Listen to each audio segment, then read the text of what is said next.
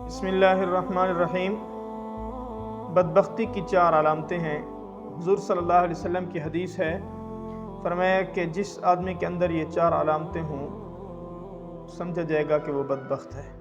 سب سے پہلی علامت تو یہ ہے، اللہ کے خوف سے اس کی آنکھوں سے آنسو خشک ہو جائے، اسے رونا نہ آئے۔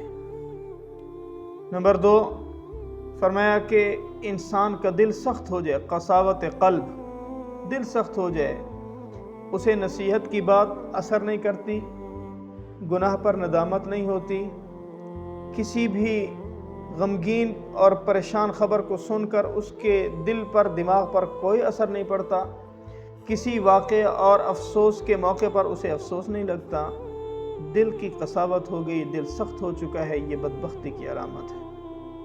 پھر فرمایا آپ صلی اللہ علیہ وسلم نے طول العمل، کہ اس کی امیدیں لمبی ہو جائیں۔ عمر کم ہوتی جا رہی ہے، امیدیں لمبی ہوتی جا رہی ہیں، عمر دن بدن لمحہ بلمحہ رفتہ رفتہ برف کی طرح پگھلتی جا رہی ہے، امیدیں اس کی دراز ہوتی جا رہی ہیں، پل کی خبر نہیں لیکن امیدیں 100 برس کی، 1000 برس کی منصوبے ہیں کہ اسے ختم ہونے کا نام نہیں لے رہے۔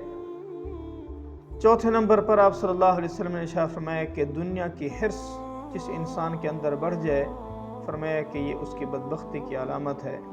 اللہ کریم، اللہ رب العزت ہمیں ان 4 علامتوں سے محفوظ فرمائے۔